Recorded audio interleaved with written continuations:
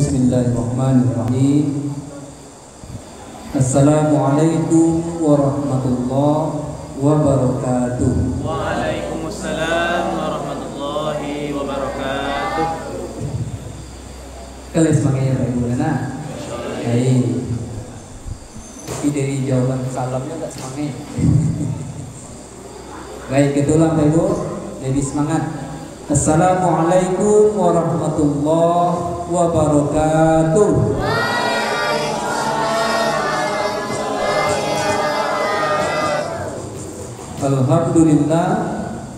Alhamdulillahirabbil alamin. Allazi arsala rasulahu bil huda wa dinil haq liyuzhirahu 'ala dini kulli wa kafa billahi shahida. Asyhadu an la ilaha illallah wahdahu la syarikalah wa asyhadu anna Muhammadan abduhu wa rasuluh la nabiyya ba'dah. Wa qala ta'ala fil Qur'anil Karim, a'udzu billahi minasy syaithanir rajim. Bismillahirrahmanirrahim. Wallahu akhrajakum min butuni ummahatikum la ta'lamuna syai'a wa ja'ala lakumus sam'a wal absara wal af'idah la'allakum tashkurun. Shadaqallahul azim. Dan Allah telah mengeluarkan kamu dari perut ibu-ibumu. La ta'lamuna syai'a. Ketika kamu keluar dari perut ibumu, kamu tidak tahu apapun, tidak sesuatu pun pengetahuan yang kamu miliki. Kemudian Allah mengiringi kelahiran dengan memberikan 3 potensi. Wa ja'ala lakumus sam'a, yaitu pendengaran, wal absara, penglihatan, wal afidah, hati, pikiran. Dengan ketiga potensi itu, la'allakum tashkurun, semoga kita selalu bersyukur kepada Allah Subhanahu wa taala. Yang kita hormati Bapak Ibu pengurus Mushola As-Salam yang dimuliakan Allah, Bapak dan Ibu jemaah mushola, kaum muslimin, kaum muslimat, adik-adik dan anak-anak kita, santriwan dan santriwati TPQ atau TPA Mushola As-Salam yang insyaallah bersama-sama kita hadir untuk melaksanakan sholat pada malam hari. Bapak Ibu, atas izin Allah, malam ini kita bertemu, ditakdirkan oleh Allah untuk bertemu bersilaturahmi dalam malam Ramadan yang ke-11. Artinya puasa dimulai hari Sabtu, malam ke-11. Dan bagi yang puasa dimulai hari Minggu, tentu gini malam yang ke-10.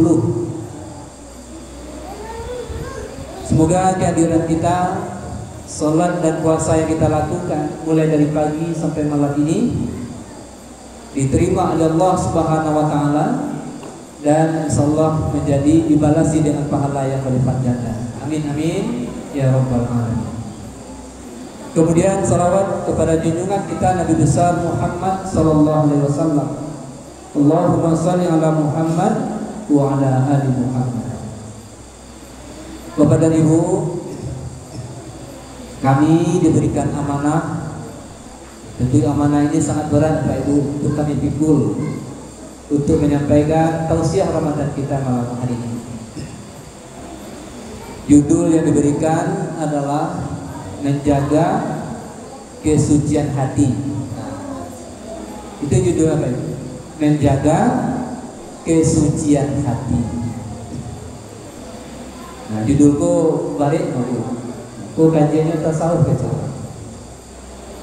Nah, Bapak Ibu kaum muslimin, kita dasarkan saja kepada firman Allah yang terdapat dalam surat An-Nahl ayat ke-78. Seperti yang telah kita bacakan dan kita artikan tadi. Bapak Ibu, dalam ayat ini dijelaskan kepada kita bahwa seluruh manusia yang dilahirkan ke dunia ini, tidak peduli apapun golongannya, apapun suku bangsanya, apapun keturunannya, juga tidak peduli dia sehat atau sakit, sempurna atau cacat, semuanya Allah berikan 3 kemampuan itu: pendengaran, penglihatan, dan hati sebagai akal pikiran kita. Dengan 3 posisi, dengan 3 potensi itu Bapak Ibu, kita diberikan kemampuan untuk cepat belajar, tumbuh berkembang menjadi manusia yang utuh dan sempurna. Maka jika rusak ketiga halnya ini, tentu akan merusak kehidupan kita. Apalagi hati, pikiran. Jika ini yang rusak, maka ini jauh lebih dahsyat akibatnya. Karena dalam Al-Quran ayat yang lain Allah ingatkan kita kepada kita bahwa jika hati kita ditutup oleh Allah Subhanahu wa taala, ya, khatamallahu ala qulubihim, jika hati kita ditutup oleh Allah, maka tertutuplah pendengaran, tertutuplah penglihatan, dan bagi kita akan mendapatkan azab yang pedih. Nah, karena itu tidak salah hadis Rasulullah mengatakan kepada kita bahwa dalam diri kita ini ada segumpal daging. Jika baik segumpal daging itu, maka baiklah seluruh kehidupan kita. Sebaiklah bagus, baiklah seluruh jasad kita. Jika rusak dan sakit segumpal daging itu, maka rusak pula seluruh kehidupan dan tubuh kita ini. Itu yang disebut dengan al-qalbun, hati. Nah Bapak Ibu, karena itu dalam Al-Quran kita diingatkan pula, beruntunglah kita, kata Allah, orang-orang yang mampu membersihkan, menjaga kesehatan dan kesucian hatinya.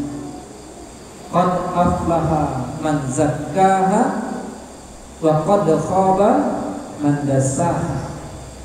Sungguh beruntunglah orang-orang yang mensucikan hatinya, menjaga kebersihan hatinya, dan merugi pula orang-orang yang mengotori atau merusak hatinya itu. Bapak Ibu, karena memang ada 2 potensi yang Allah berikan ke kita. Keduanya ada pada kita. Fa'alhamaha fujuraha wa taqwaha. Di dalam hati kita itu ada diberikan 2 potensi oleh Allah. Potensi untuk berbuat dosa dan potensi untuk berbuat takwa, taat kepada Allah Subhanahu wa taala. Beruntung orang yang mensucikan hatinya karena ketakwaannya, karena ketakwaan dan ketaatannya kepada Allah Subhanahu wa taala. Merugi orang-orang yang mengotori hatinya karena perbuatan dosa dan maksiat yang mereka lakukan. Nah, Bapak Ibu, kaum muslimin, sidang jamaah Isya dan Tarawih rahimakumullah. Nah, lantas yang menjadi pertanyaan kita sesuai dengan tugas kami malam ini, bagaimana kita menjaga kesucian hati itu agar kita beruntung, agar kita tidak merugi, ya, agar kita menang gitu, sesuai yang Allah firmankan tadi. Banyak cara yang ditawarkan dalam Al-Quran, Bapak Ibu. Kalau kita sebut semua isi kandungan Al-Quran itu sesungguhnya adalah untuk kesucian dan kesehatan hati kita. Seluruh kandungan Al-Quran adalah untuk kebaikan hati dan kehidupan kita. Kenapa dapat kita katakan seperti itu Bapak dan Ibu? Karena Allah tidak ingin menzalimi hambanya. Allah tidak ingin merusak kehidupan hambanya. Allah tidak punya niat dan cita-cita untuk kejelekan dan keburukan manusia yang diciptakan Allah Subhanahu wa taala. wa ma Allahu yuridu zulman lil alamin. Itu kata Allah. Itu janji Allah Bapak Ibu. Dan Allah tidak punya rencana, tidak punya niat, tidak punya keinginan untuk menzalimi hamba-hambanya. Karena itu kalau kita ikuti Al-Quran, apapun yang kita baca, apapun yang kita pelajari di Al-Quran itu adalah untuk kebaikan dan kesucian hati kita. Jadi semuanya Al-Quran adalah untuk kebersihan hati Bapak Ibu. Maka banyak dalam Al-Quran itu ajaran, perintah dan larangan Allah, petunjuk Allah, bimbingan Allah, semuanya adalah untuk kebersihan hati kita. Nah Bapak Ibu, cuman untuk keperluan tausiah kita, tentu kita sampaikan satu persatu. Ya kan? Urusnya baca Al-Quran, ya baca Al-Quran itu baca aja dari Pak. Baca Al-Quran berhasil ya Pak Ibu, selesai kajinya kan. Nah Bapak Ibu, yang pertama, cara kita membersihkan hati kita adalah dengan menjaga ketakwaan kita kepada Allah Subhanahu wa taala. Kata Nabi, wa 'alaika bittaqwallah fa inna lahu jima'u kulli khair. Dan hendaklah kamu menjaga ketakwaanmu kepada Allah Subhanahu wa taala, karena ketakwaan itu akan mengumpulkan seluruh kebajikan-kebajikan, mengumpulkan seluruh kebaikan itu di dalam takwa. Nah, Bapak Ibu, kalau persoalan takwa tentu persoalan yang sudah sering yang dikuliti oleh para ustaz dan ustazah kita ini. Ya. Sudah sering kita dengar apa itu takwa, apa sifat orang yang bertakwa, bagaimana memantapkan ketakwaan itu dalam kehidupan kita. Nah, Bapak Ibu, kata Nabi, hendaklah kita selalu menjaga ketakwaan kita kepada Allah. Maka dengan begitu, insya Allah hati kita akan bersih. Yang pertama. Yang kedua, wa 'alaika bil jihad. Hendaklah kamu bersungguh-sungguh berjihad. Fa innahu rahbanatul muslimin. Karena berjihad itu dapat menolong orang-orang yang muslim. Nah, Bapak Ibu, berjihad tentu kita sesuaikan waktu dan kondisinya. Kalau sekarang zaman perang, tentu jihad yang diminta adalah mengangkat senjata kita, melawan musuh di medan pertempuran.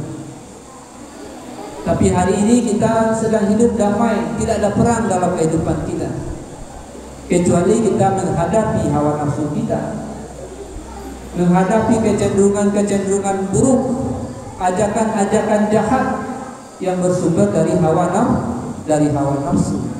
Maka jihad kita adalah bagaimana kita mengendalikan nafsu kita, bagaimana kita mengontrol nafsu kita, sehingga kita hidup tidak dikontrol, tidak diarahkan oleh nafsu kita itu.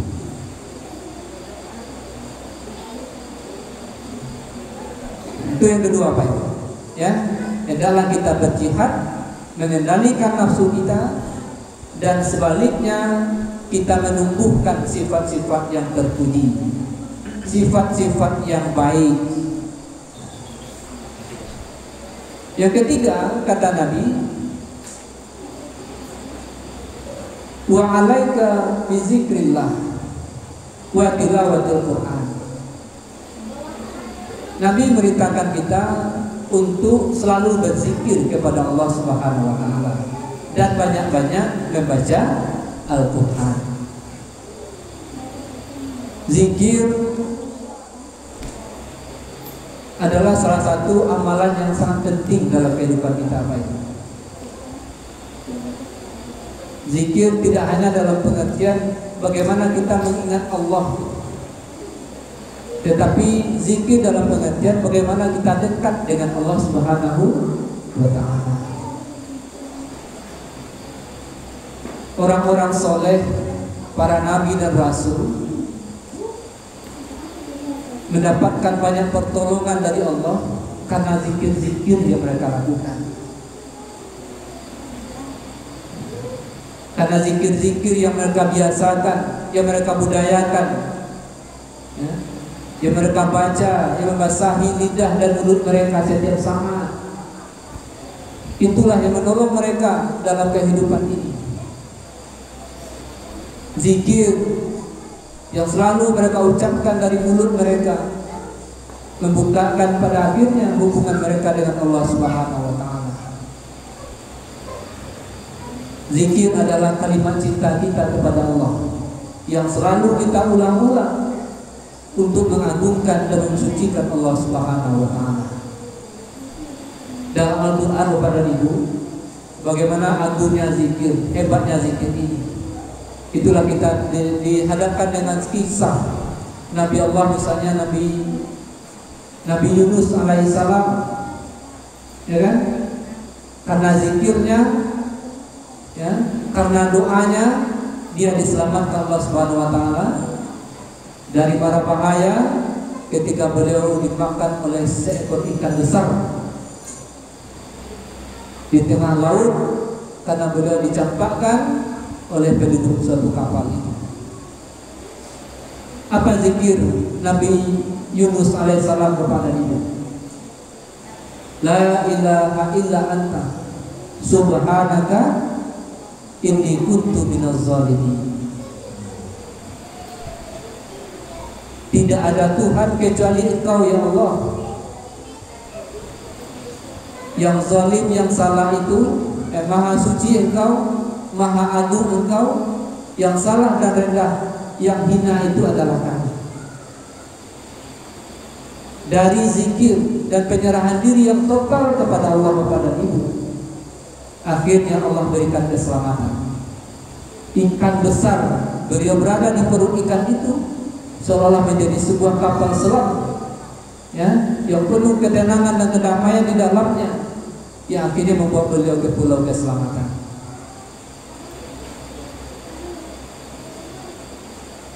Nabi Allah Ayub alaihissalam juga seperti itu.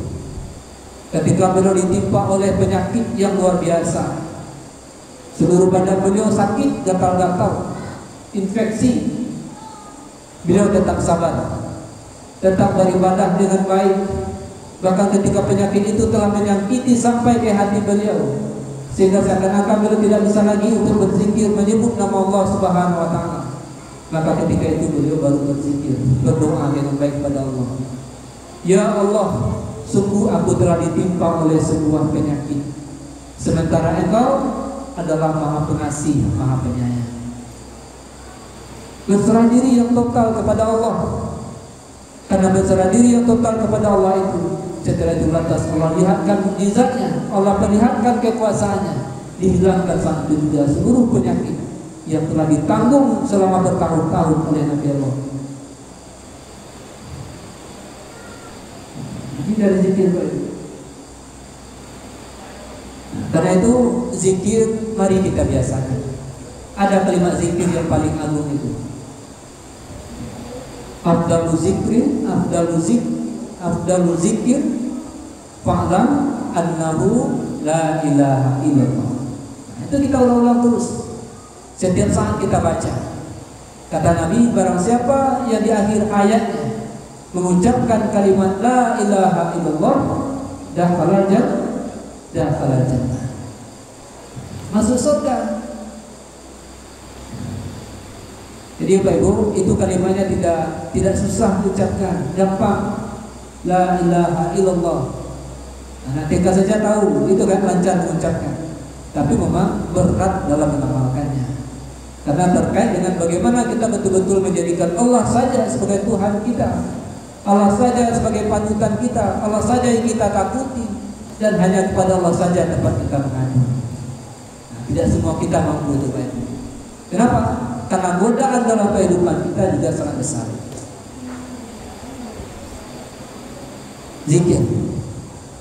Mudah-mudahan kita mampu ini selalu berzikir. Apalagi sekarang bulan Ramadan, bulan kita berzikir, bulan kita berdoa, bulan kita menghisap diri kita di hadapan Allah Subhanahu wa taala. Setiap zikir kita tidak ternilai harganya, tidak ternilai pahalanya insyaallah hari ini. Ya. Orang-orang yang berpuasa, puasanya itu untukku kata Allah. Termasuk zikir kita, termasuk doa kita, itu untuk Allah semuanya. Maka aku yang akan menilainya, maka aku akan membalasinya. Tidak disebutkan berapa balasannya, berapa pahalanya, terserah kepada Allah Subhanahu wa taala. Kalau dalam Telkomsel ini Pak Ibu, paket data itu unlimited. Ya, pakai saya rasa kue-kuenya. Nah, jadi semakin banyak tentu kita berzikir, semakin kuat dan hebat zikir kita, semakin dekat hati kita kepada Allah Subhanahu wa taala, tentu akan lebih tinggi lagi nilainya daripada Allah Subhanahu wa taala. Kemudian membaca Al-Qur'an. Karena Al-Qur'an itu adalah petunjuk dan pedoman dalam kehidupan kita. Jika kita selalu membaca Al-Qur'an, mentadaburi Al-Qur'an, dan apalagi kita mampu mengamalkan perintah Al-Qur'an dalam kehidupan kita, maka kita telah menjadi ahlul Qur'an. Ingat Bapak dan Ibu, Allah kata Nabi memiliki keluarga di antara manusia. Inna lillahi minan nasi, inna lillahi ahlina minan nas. Bahwa Allah itu memiliki keluarga di antara manusia. Maka Nabi ditanya oleh para sahabat, "Man hum ya Rasulullah?" Siapa keluarga engkau dari manusia itu ya Rasulullah? Maka jawab Nabi, "Hum ahlul Qur'an." Mereka adalah orang-orang yang selalu mengikatkan dirinya, mendekatkan dirinya dengan Al-Qur'an. Nah, bulan Al-Qur'an, bulan puasa ini bulan turunnya Al-Qur'an. Tentu akan lebih afdal lagi, Al-Qur'an lebih tinggi lagi, dan kita rasakan manfaat dan nikmat dari baca Al-Qur'an itu dengan sebanyak-banyaknya dalam bulan Ramadan. Itu yang hari ini di sana diviralkan kepada Ibu. Ya, kita bertarget ada 1 hari 1 juz gitu ya, atau khatam 3 kali dalam bulan Ramadan. Kenapa? Karena memang membaca Al-Quran itu menjadi sebuah beramal yang sangat utama dalam bulan Ramadan. Yang keempat, kata Nabi, agar hati kita bersih dan suci adalah wahzul lisanaka illa bil khairin. Jaga lidahmu, jaga perkataan dan ucapanmu kecuali mengatakan sesuatu yang baik. Nah, Bapak Ibu, kalau kita bicara perkataan, kalau kita bicara ucapan, itu ibarat pisau bermata dua, pedang bermata dua, ya kan? Kalau kita tidak hati-hati, bisa melukai kita sendiri. Maka lidah, lisan dan kata-kata kita bisa mendatangkan kebaikan. Dengan lisan dan perkataan kita bisa mendatangkan keburukan, bisa mendatangkan kerusakan dalam kehidupan kita ini. Maka jika kita mampu menjaga lisan kita, maka apa kata Nabi? Sungguh kita telah dapat mengalahkan setan itu. Nah, Bapak Ibu kaum muslimin sidang jamaah tarawih dan isya yang dirahmati Allah Subhanahu wa taala. Ada 4 yang kita sampaikan secara ringkas ini. Semoga dengan 4 poin ini kita dapat menjaga hati kita, mensucikan jiwa kita agar selalu dekat dengan Allah Subhanahu wa taala. Sehingga dengan hati kita yang bersih dan suci, kita masuk nanti ke dalam golongan hamba-hamba Allah yang mendapatkan nikmat dan rahmatnya, yang mendapatkan ridhonya, masuk ke dalam surganya Allah Subhanahu wa ta'ala. Karena nanti ketika kita telah dipanggil oleh Allah, maka tidak ada lagi gunanya harta dan anak-anak kita, kecuali hati-hati kita yang telah bersih dan suci. Yauma la yanfa'u malun wala banun illa man atallah bi qalbin salim. Pada suatu hari yang tidak lagi bermanfaat harta dan anak-anak kita di hadapan Allah Subhanahu wa taala, kecuali adalah orang yang datang dengan hati yang suci. Karena itu kata Allah, ya ayyuhan nafsul mutmainnah, wahai hati yang tenang, wahai hati yang suci dan bersih, irji'i ila rabbiki, datanglah kepada Tuhan. Irji'i ila rabbiki radiyatan mardiyah, fadkhuli fi ibadi wadkhuli jannah. Semoga kita Bapak Ibu menjadi hamba-hamba Allah yang dipanggil dengan sebutan radiyatan mardiyah itu, masuk ke dalam golongan hamba-hambanya, ke dalam surga Allah Subhanahu wa taala. Fa'tabiru ya ulil absar la'allakum turhamun. Billahi taufiq wal hidayah. Wassalamualaikum warahmatullahi wabarakatuh.